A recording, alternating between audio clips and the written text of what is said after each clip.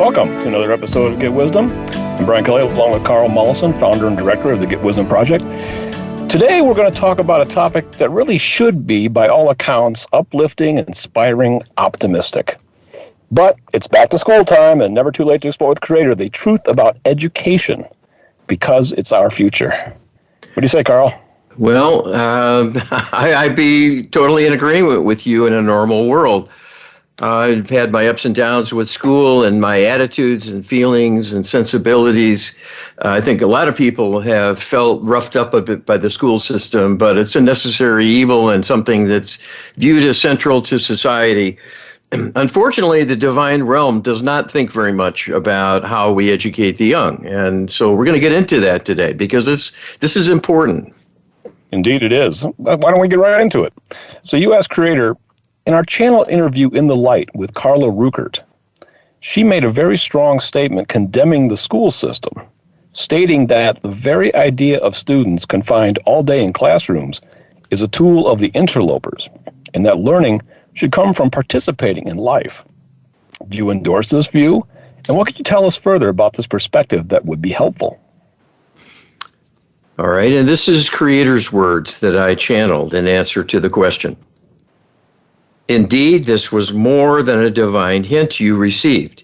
Your many questions over the years about education, the school system, modes of learning, the many ways information becomes corrupted and then is imparted to the young, and the overlay of corruption influencing teachers negatively, and the mind control manipulation on top of the spirit corruption of teachers and pupils who are encouraged to bully one another, adds an even greater sinister agenda to constrain thought, restrict possibility for widening the horizons, and largely keep attention focused on the past learning, past knowledge, traditions, old ways of thinking, and much outmoded information of little current value.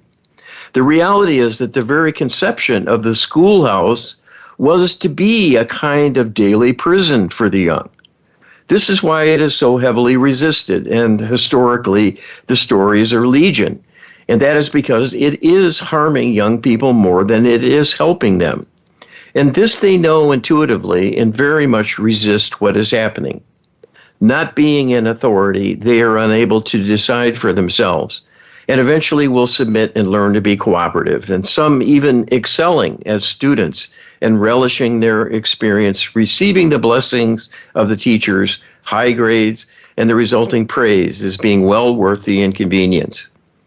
But all too often, students become stifled and end up resenting the very idea of learning because it comes to represent depersonalization, dehumanization, and degradation of their own intrinsic value, as they are criticized, judged, and embarrassed again and again in being put to a test they may well fail, in the moment at least.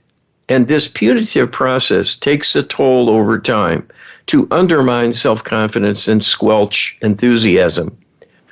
A saner system incorporates the young into all of life they may be ready for, individually or collectively. An apprentice system works quite well. And you are a shining example of this, being self-taught largely and making your way through your own initiative, seeking environments where you could be taken aboard and mentored to learn what was needed. Granted, you had an innate strong curiosity and were able to parlay that into a high level of performance wherever you went. This is a natural trait in most young until it is discouraged through life experience, devaluing what they have to offer and diminishing their expectations. And then they learn to mistrust their own thoughts and yearnings and seek an escape or shut down their creative potential by becoming subservient to the demands of what is largely a disciplinarian system that requires a certain performance to take place, and trains them to absorb and then purge a series of facts and propositions, assuming this creates a well-rounded person. It, in fact, does more the opposite by stultifying and diminishing the reach.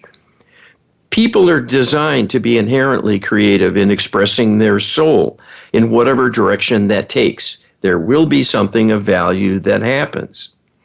Whether it is of value to others is always a variable. But if they're doing what is natural for them in a loving environment, working alongside others who share similar likes and dislikes, to give them security and encouragement, and even rewards of praise because they're with people who are true compatriots and like-minded, whatever they contribute will have immediate value and acceptance. And in the broad mix of humanity, the whole of human culture is geared towards identifying excellence and sharing that, if only for profit. So there are many existing mechanisms to spread knowledge and showcase the individual achievements of people. This is far more meaningful than doing make work in the same way as others who came before, going through endless study and drills and testing and regurgitation for little purpose and no end result other than having survived the system and done all the arbitrary requirements that were made to be the criteria for advancement. That is not true learning, true education, or true development of the soul and its true purpose. The end result is a tremendous waste of human capital. This indeed is a legacy of the interlopers, learned from them, instituted by them down through the ages again and again as a way to warehouse the young, inculcate them with a series of restrictions and punitive responses to behavior demanded of them, knowing this will discourage them and constrain human creativity and progress. It turns out generation after generation of sameness, and that is what the interlopers want. They at least want to restrict advancement, if not to set humanity back. This will change when the presence of the interlopers is fully dealt with and there is true freedom and liberty once again. Until then, everyone will continue to be a slave, and a slave to the system they themselves maintain through force of habit and the constraints of the hidden hand managing them from behind the scenes. You know, I was having a conversation with a friend of mine not too long ago, and he said his son had just finished up a computer science program and was studying Java AWT. Now, nobody knows what that is, but that's the point. Nobody is using this stuff in the real world. This is ancient stuff that's like 15, 20 years old. Nobody in corporate America or corporate global is using this stuff, and yet the guy spent an entire semester studying it. Ridiculous. Yeah, it is ridiculous. If people with a bent towards mathematics and computer science would go to work for outfits doing IT development and modifications and innovative research, they could be brought in as apprentices and tutored in what is actually going on right now, right here and right now, and then contribute creatively, certainly at a low level in the beginning. But they could certainly do a lot of the routine things and then be stimulated by doing something relevant and important. That's precisely my path through IT. I do computers for a living as well. And I don't have a computer science degree. I'm a lawyer. So nothing to do with what my career field ended up being, but I went in at a low level and worked my way up the chain relatively quickly because I'm a fast, quick learner, good study, and solve problems, and that gets rewarded. Yeah. Well, I did science the same way. And I started out when I was in high school working in a hospital lab and assisting with autopsies and doing lab tests and so forth, drawing blood samples from people, doing electrocardiograms and so on. And it was a bit of a different time. It was a little more relaxed about, having the official credentials. There was less medico-legal oversight of things and over scrupulousness and looking for weak links to punish by attorneys who, want to make a case against a hospital or whatever. But it brought out in me the reality that people have a brain and you could choose to use your brain or not. And most people choose not to, and they're discouraged from doing it by having this exposure to a school system that rewards mediocrity in many respects and not innovation and doesn't pay attention to what their interests are. Indeed. Carl, you as creator, what are the benefits and liabilities of homeschooling compared to the government-sponsored school system?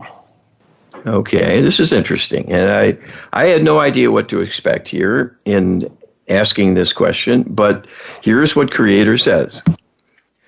As you may imagine, we are very much in favor of homeschooling.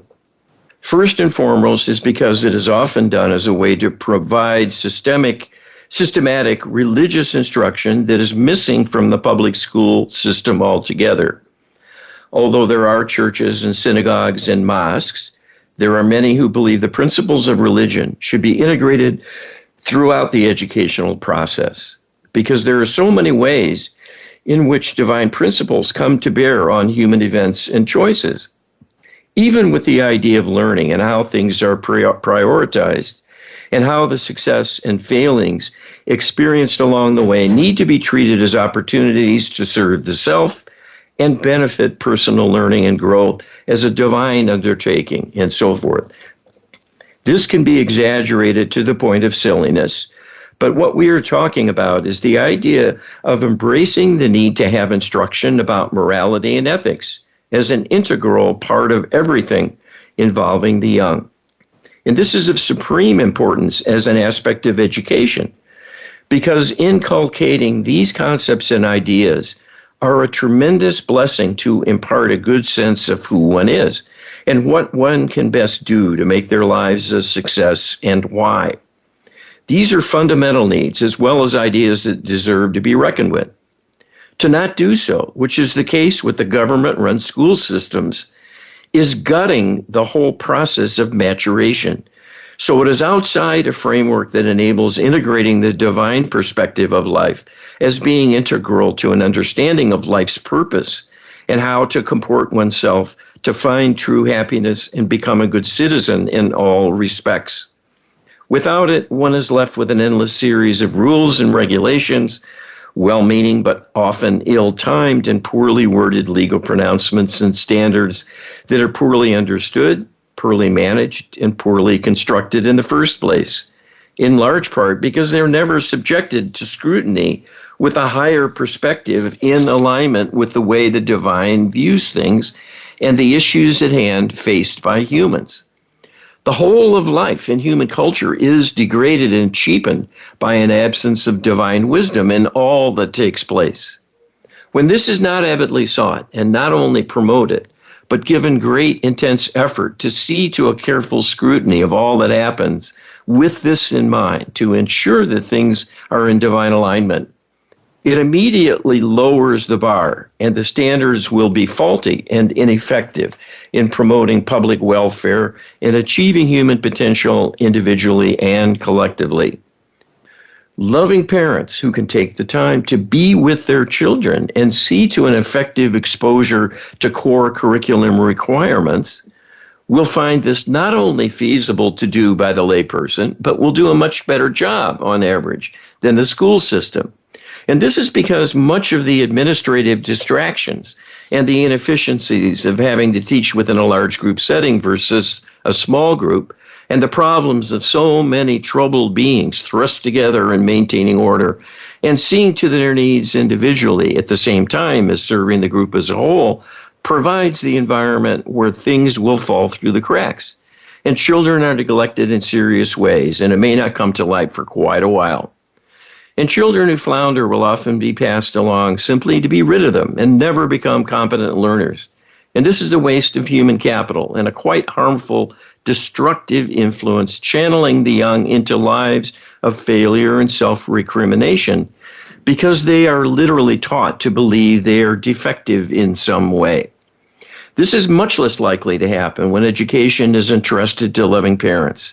After all, it is simple logic and apparent on its face that the ideal is to have teachers who not only wish to teach children effectively and get results, but can do so lovingly for each student equally, despite their personalities and peculiarities from the teacher's perspective. Who better to do that than loving parents who know their child better than anyone?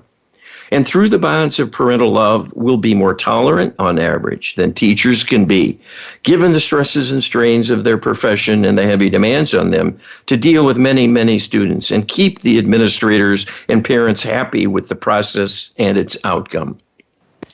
Discipline in the classroom is a bigger problem than it ever has been today.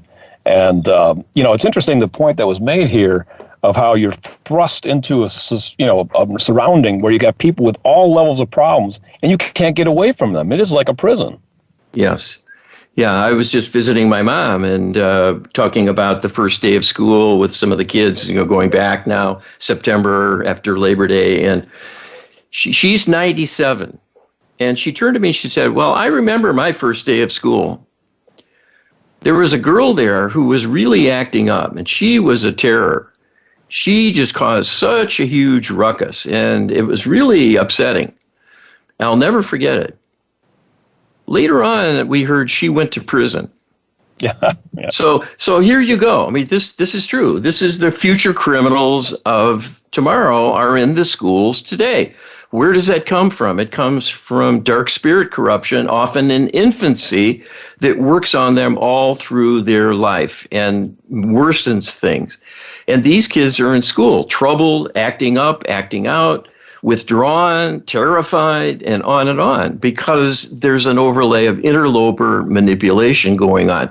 And the school system is blithely unaware of it and contributing to the problem by giving no solutions, no real support, some token efforts perhaps at coaching and counseling, but in ignorance of the problems. What are they going to do in the face of this dilemma? So in a loving environment, that's less likely to be an overwhelming negative. It might still be present, but loving parents can handle their young without compounding things. I mean, I was in high school back in the 70s, which is quite a while ago now. And, there was no support. I was bullied. And ultimately, I had to, get into quite a couple of fist fights to get enough respect to be left alone. No kid should have to be thrust into that situation. Yeah. It's still going on. There's more attention paid, at least lip service. I don't know the realities, but it's a chronic problem, and it's inflamed deliberately by dark forces working against us. All right, we're up on a break. Be sure to check out our stuff at getwisdom.com.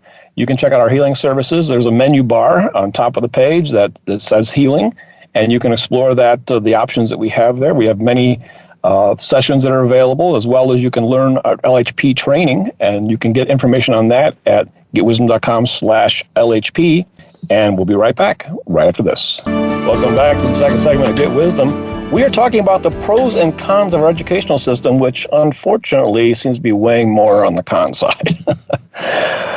Carl, U.S. creator, given the many negative attributes of the current school system, if parents are financially unable to provide an alternative, what encouragement can you give them, and what advice about how to help children cope with the experience of public schooling? All right, and these are creators' words that I channeled.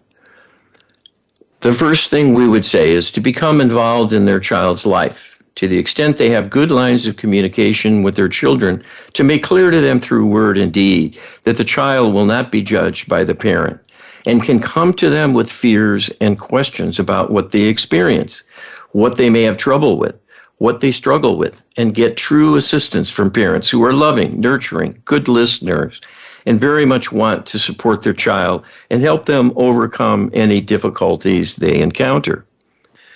So there's, just parenthetically, I was thinking, where are we going to get these good parents that are so wonderful? But this sets a standard. That's what I would say about it. Yes. It's not pie in the sky necessarily. All right, back to creator. I apologize. Children are very sensitive to parental expectations and often are over-concerned about showing any weakness and will keep things hidden from the parents because they don't want to let their parents down. And do not factor in the parents can be a tremendous resource to help them cope with difficult situations and even bring in extra assistance when that might be needed. This usually only comes to a head after there is ongoing failure for a significant period of time. And then eventually a parent-teacher conference brings this up for discussion, by which time there may be much damage already experienced and habits formed that are difficult to counter. And even getting at the source of the problem may be difficult when students will not be forthcoming in any discussion with an adult, no matter who it might be. This can be avoided by having good relationships with the children, by doing parental teaching to model what it is like to have an adult who wants to encourage and inspire them lovingly. When children experience this with their own parents and encounter the opposite at school, they will be more willing to talk about this contrast, and the parents can then be reassuring and supportive of their children in coping with the less than desirable situation, and may be able to improve the school setting, in some instances at least. But without any feedback from their child, things can go on for years, and many dire consequences build over time without anyone being aware. The typical situation is students muddle through, but in the end have become soured on learning and not being inspired and seeing even the potential within themselves to use learning as a springboard for achievement in doing something greater, something more demanding, and to have challenges involving learning within a career, but seek something to avoid such experiences because it has been so onerous in the way they lived through it in the school system. This is the great harm we speak of when asked about how education is conducted in the human culture, that it is very much a deadening influence on creativity and learning, despite its stated purpose and significant expense. And with all the oversight and attention to detail and the many creative attempts to tinker with the curriculum and teaching approaches, things often get worse rather than better. This is purposeful and should not be dismissed as an exaggeration or a conspiracy theory. It is cold, hard reality, and the end products of the educational system are clear evidence that it is largely a failure in doing what it is supposed to do. Inspire the young and encourage them to be the leaders and innovators of tomorrow. Yeah, I would say that, there are certainly people out there that will defend the school system. There are people that have done well. They're the good students in school and had a good social life. But I would say that most people, succeed in spite of the school system and not because of it. Well, it does separate people into those who are compliant and those who may not be. True. And this is the cynical view industry takes in education. They see those who go through and get the degree as someone who will fall in line, who will follow orders, who will do what's expected of them, no matter what it is, whether it's onerous, whether they like it or find it boring or distasteful. They will comply and they will jump through hurdles all their life long and be good little employees. So that works for certain settings when certain kinds of actions are needed. But in settings where it's more demanding, they might need more sophisticated skills, the ability to think independently and have initiative and be creative. You cannot teach that. You can only reinforce and cultivate it as an inherent potential. And you do that through giving the right environment and not something that's stultifying. So, Well, since we're on the topic of the right environment, let's talk about higher education, quote unquote higher. Is the well-entrenched belief that a college degree is the ticket to a better life perpetuated by mind control manipulation to further program the minds of the young and impoverish them as well? Okay, well, here we go. This is what Creator says about this. The two do go hand in hand. This has been the direction of things for many, many years now, that higher education is considered to be the distinguishing feature of people who are intelligent and accomplished. It is truly a legacy of the bygone era when the aristocracy, by virtue of their political connections and inherited wealth, spent their time seeking out the learned scholars, thinkers, and seekers of their time to emulate them and learn things they could entrance their friends with and impress the ladies with discourse over dinner, but rarely to do something truly meaningful. This practice has continued and gradually became more and more accessible to a wider class of people with increased affluence as a consequence of mechanization and scientific advancements supporting acquisition of better control of the lifestyle to provide comforts and luxuries to the masses. The intent all along was to provide a kind of programming in a pseudo-education that would keep people preoccupied in believing they were accomplishing something worthy. That appealed to their ego as well, that they too could be learned and contribute ideas and be a player contributing to human thought and progress. The reality is the world can only support so many thinkers and scholars and writers and researchers. The idea anyone can be anything they choose is not realistic. Someone has to mind the routine and mundane tasks of living. This is particularly pernicious when the whole promise of higher education is little more than a demanding version of the lower grades in school, a series of make-work exercises and hurdles to achieve advancement by mastering a succession of increasingly difficult intellectual challenges devised by teachers who think they are helping hone the minds of their pupils to do important things which they themselves are not doing. But in actuality, simply turning a gigantic hamster wheel where the human students are the hamsters, forced to run and keep up at the risk of being expelled and left behind. Those who can go the distance have pride in the proof of accomplishment in their diploma. But it is a hollow victory because in most cases, it contributes little other than as a kind of club membership that has taken years and years of their lives to earn, but does actually very little to promote their creativity and talents in a useful way. While some of the knowledge has applicability for careers some will choose, what they truly need to know, they can learn much more quickly, knowing it is truly needed and important to them, compared to the many, many years of schooling in a highly varied range of subjects they find boring and irrelevant to their lives. Whereas if there had been a focus on practical tasks to accomplish, and in parallel, opportunities to gain specialized knowledge through study, they would sort through career options to find what might be a good fit, and would have applied themselves years before to achieve a high level of expert knowledge with a cultivation of inner talent and ability along with it. And at the same time, students of today are graduating from college with little idea of what they want to do or can do in society. The counterparts rising up the ranks through an apprentice system would already be highly experienced and accomplished experts in their fields and would be commanding a high level of compensation financially, because they would be doing something truly needed and a productive member of society. The myths of higher education and the massive costs that have ballooned beyond reason are a tremendous waste of human effort and financial resources, turning out generation after generation of emperors with no clothes.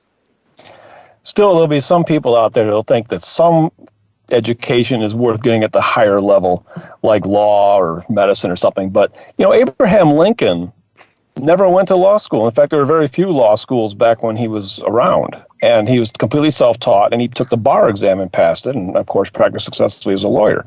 So even these high professions that people just assume require a college degree, it wasn't that long ago that was definitely not the case. And, today, to be a lawyer, you have to get a law degree. It's no longer an option to be self-taught.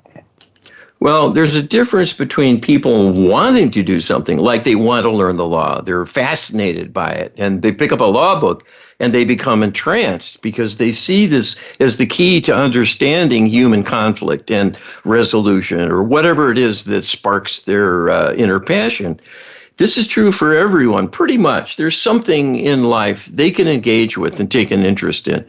If you turn little kids loose in a library, eventually they'll find things to read that interest them, and not things that are just given to them by decree.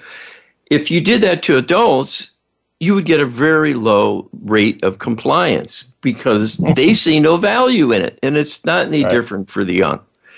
So this is just a system that has been derailed from the outset to create a kind of sausage factory and make everything uniform. And so that has a surface value you can think of. But what is that basic education they end up with? I mean, I'm thinking here, this is taking me back to my school. I remember the Battle of Hastings, 1066. Okay, well, they never taught us really why that battle was fought. What was it all about? Who was behind it? What were the forces? And is this a human level undertaking? Is it non-divine? There are many important ethical and moral questions, and of course the schools won't even go there. But isn't that the most important aspect? It's just a road memory exercise, dates and places and people's names, Yeah, exactly. Carl, you asked Creator, has the multi-year growth in cost of higher education greatly exceeding inflation been manipulated to happen by the extraterrestrial alliance? All right, and this is what Creator says about this. So hold on to your hats. The ETs are here. They've been here all along through human history, and they're running things. So this is not pretty. The Creator says this is very much the case. It is a compounding of errors causing further disempowerment and disparagement and a gigantic headwind on human progress, putting people on an endless treadmill of debt, reducing their flexibility and their freedom. It is the next best thing to massive prisons. Instead of creating cells with bars, people are slotted into educational tracks to create lifelong debt. And this is much like a prison. They will be serving for the duration that limits their freedom. The rise in costs were aided and abetted by mind control programming to convince people of its tremendous value and to manipulate the governments to support higher education through ready availability of low-interest loans that nonetheless impoverish people and create a debt burden they cannot escape from without heavy penalties. This was a trap that was set, baited with the tempting prospect of legitimacy in society and a ticket to the future to be among the elite and powerful, when the reality is only a very few are allowed in, and the masses who would emulate that role model can never hope to have such opportunities because there's simply too many ordinary citizens for the relatively small positions of authority. So all are gambling to be the ones who rise to the top, and all pay the cost of competing when only a very few have a real payoff to justify the investment. At the same time, the work they did to get there will have been largely a misdirection and a squandering of true human talent they exhibited and could have done much more with in the right setting with the right support and encouragement. So it is a Pyrrhic victory in the end, to be a leader in a mediocre society, and turns out to be no great achievement after all. Well, there's two threads in this message. One is the cost is imprisoning in its own right. The debt burden is overwhelming. Yes. And then at the second thread is you're putting in all this effort, paying all this money, and you're really not getting much out of it. And, college has always been college, but, at least back in the early 70s, it was actually possible to go to school and pay for a college degree on a part-time job. That's totally impossible now. Yeah. Well, and the other irony here is that society is stuck with this old model, and people are pointing out, I just saw an interview with someone on television this past week mentioning that really the sum total of human knowledge, by and large, is available on your mobile device. You can use a cell phone and learn almost anything. It's all right there in your pocket. Yes. And I thought for years and years about the fact you can go into any college bookstore, anywhere, even Harvard, Stanford, what have you, and you can buy all the textbooks that are taught to all of those students at those elite schools. You can pick up those textbooks, you can read them, you can study them, you can learn the core material that they represent. And I would bet you if you applied yourself, you'd probably do better because you're truly wanting to learn something than the students who are forced to take a mix of things and don't much care about most of it because it's not interesting to them. Well, and they learn it for the exam, and then they forget it. And that's not the same. A lot of institutions, foreign institutions with outrageous dorm costs and, gourmet cafeterias, a lot of the students now are taking online courses, probably right from their dorm room. Instead of actually going to a classroom, which is the whole point of being on campus to begin with, they're actually remote students, but doing it out of their dorm room. It's absurd, and yet they're paying all this money. And a lot of these colleges, they have degree programs on extension, so you can actually do it from home. Yes. But they don't encourage that, though. No, and unfortunately, this is very much the case.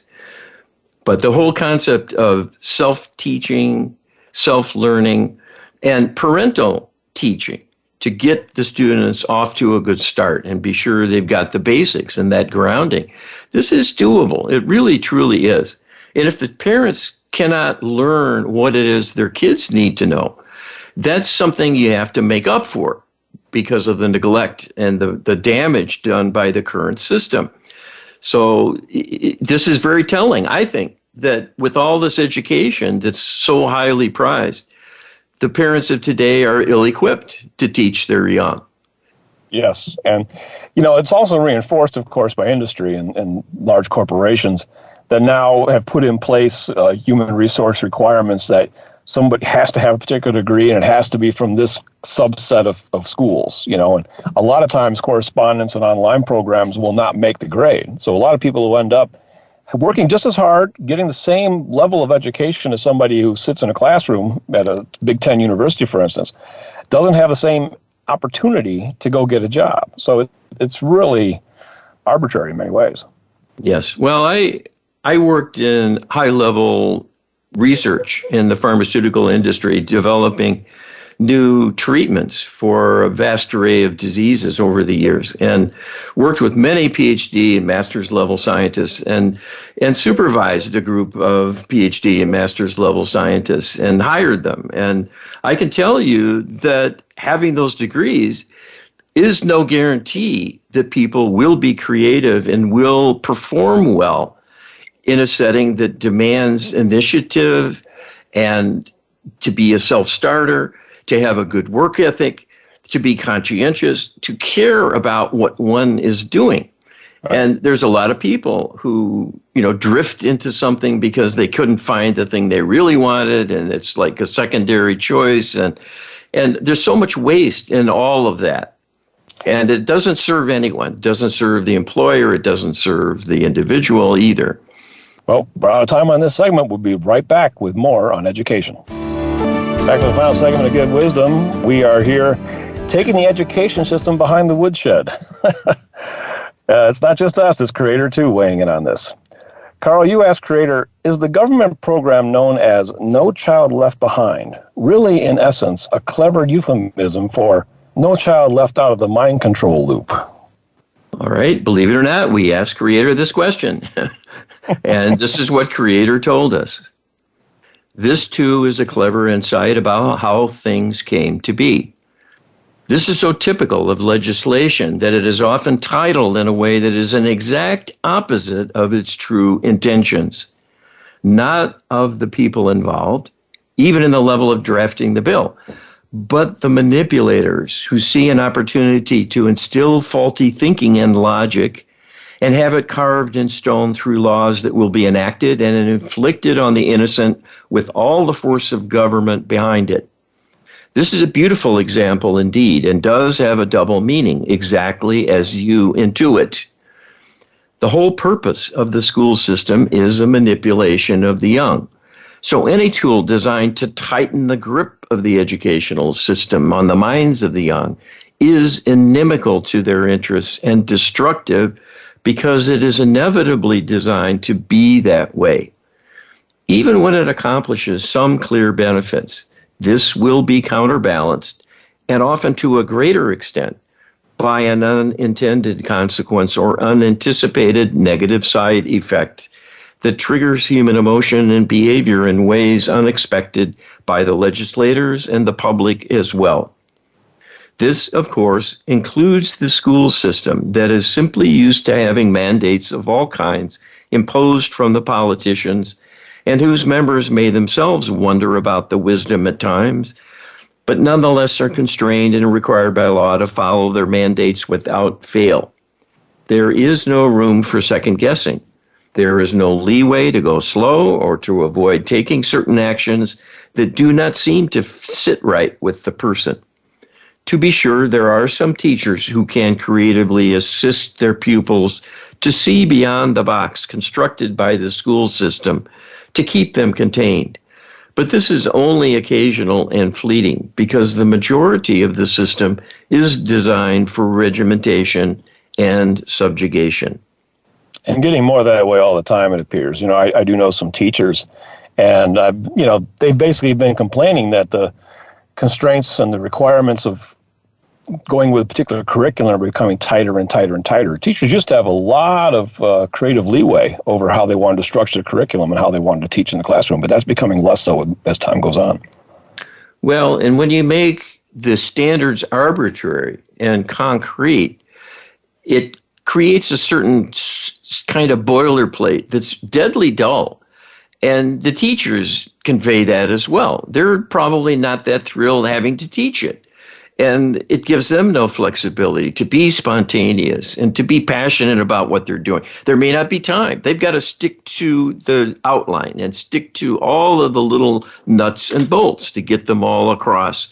And that's the kind of thing that makes eyes glaze over and kids fall asleep.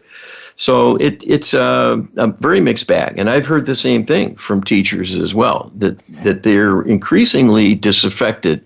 Yeah. And many leaving the profession, and no child left behind was one of the precipitating factors, because they see the handwriting on the wall. It's just getting worse.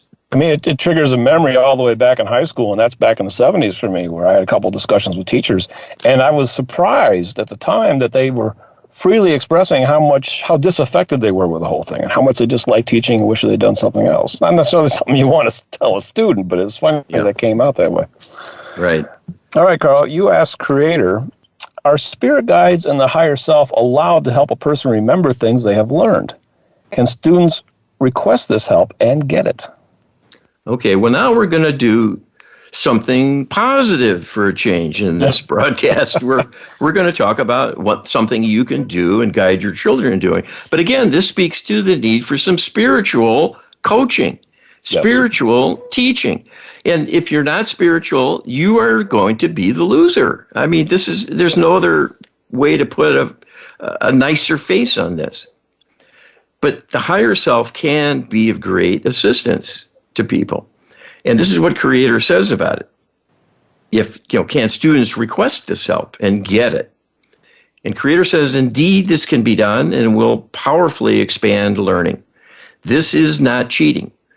After all, the idea that people have to retain information and cough it up for passing exams is a primitive idea of education that is based on authoritarian oversight and over-attention to the most mundane of cognitive functions. It is much more educational to give students an entire array of resources and ask them to create something. Then the mind can do something of true value and will be able to demonstrate its grasp of ideas, which is a much higher level of performance than coughing up information, facts, and figures. I was a poor math student, and the reason why is because I have a poor memory for detail, and I actually survived a number of tests by re-deriving formulas, which was like absurd. I couldn't remember the formula, but I could successfully re-derive them half the time. Yeah. Well, there you go. I mean, this is all about appropriateness and doing something of value. And that's how you get people to engage. That's all the key. That's the total key. Look at the complicated things kids can do with ease. You're dealing with the little gadgets and things they just take to. It's because they're interested and they're passionate about it. And then they go to town. And they're bright. We don't give them enough credit. We don't challenge them enough half the time. Yeah. At least we're not wise about how we do it anyway. All right, Carl, you asked, so we're going to examine what a client asks. A client asks, client of Carl's, I have believed prayer and meditation are quite similar. However, since I've been listening to you, the following initiative strikes me as something perhaps not so good or liable to be misused. Any teacher with a K-12 classroom can gain free access to a leading app for meditation and sleep and unlimited access to guided meditations and mindfulness exercises. The goal of this initiative is to provide teachers with the tools and resources they need to help kids to develop a lifelong capacity for greater self-awareness, concentration, patience, and resilience. What are the benefits and risks of this practice? And Creator tells us, unfortunately, the risks far outweigh any benefits. As you know, meditation in and of itself has some value as a way to de-stress by calming the mind for a time and standing down and choosing to not think or focus on the struggles of the day and help restore a person by giving them a rest period. That is a far cry from true self-improvement. It is simply a belief that has crept into human awareness because of disinformation, promoting this as a New Age approach to betterment. And because it is essentially a secular exercise, even when done by a, quote, spiritual person, unquote, with a spiritual purpose in mind, it will do no such thing if it does not involve a specific outreach by the mind of the practitioner seeking out a divine figure to commune with, to make a connection of some kind, and perhaps to request guidance, information, support, or healing during the interval taken for the meditation exercise. In the absence of a deliberate, specific spiritual outreach, this leaves a vacuum, and the divine realm must simply stand aside and watch what unfolds. We have told you before that any outreach beyond the self wanting something to happen will be met with a reply and an answer from the beyond. But that is largely provided by dark entities of all kinds who watch for opportunities of this sort and will use it as a way in, a way to gain an entrance into the person's consciousness and physical energy field. And then things will worsen from there, because once a toehold is established, they will take up residence and then begin to manipulate their host and eventually cause a worsening of things and even a tragic consequence. To have the educational system outfitting naive, innocent young minds with a tool of self-destruction in this way is quite disheartening and so typical of the strict adherence to secular practice and the shunning of anything spiritual in the school setting. This is a well-meaning perspective that was important in its day, given the past history of state-influenced church institutions and the problems they caused the populace. But to use separation of church and state as a way to deny any belief in a higher power and to ban any mention or possibility of exercising a spiritual lesson or theme in a school setting is taking things to an extreme of causing a worse outcome than the possibility of being unfair to some faiths by using others as examples or as a focus. Whenever the idea of spirituality might be brought up in a classroom for teaching purposes. But those issues can be handled just as carefully as seeing to their exclusion. There are many ecumenical approaches that can be even-handed to recognize all major faiths as having common central ideas and benefits without shunning the very idea of faith as though it is tainted and will be damaging. This is the wrong message to give the young and is quite sinister in its origins and consequences. So this meditation approach, in the absence of any spiritual protection, is a gross negligence of the first order and will incur significant karmic penalties for all who promote and facilitate this practice. Wow, that is a serious warning. Well, it's a serious thing these teachers are doing. Yeah, we know from this project how dangerous and risky and potentially hazardous any kind of spiritual practice without a divine partnership is. Well, and the answer for all of this can be, in part, at least prayer. But of course, it's illegal to pray in schools now. It used to be that yes. One could pray in school. It's just that the school was not allowed to promote a particular religion. Right. But there was never an injunction that you couldn't have a morning prayer or have students pray at mealtime if they chose to. And that has been viewed as destructive and demeaning and anathema. And it is really a travesty because prayer can really, really be helpful. Indeed. And you can learn more about prayer at getwisdom.com. Get our prayer ebook at getwisdom.com/prayer. We are once again out of time. Thanks a lot, Carl, and we'll see you next week. Take care. Be well.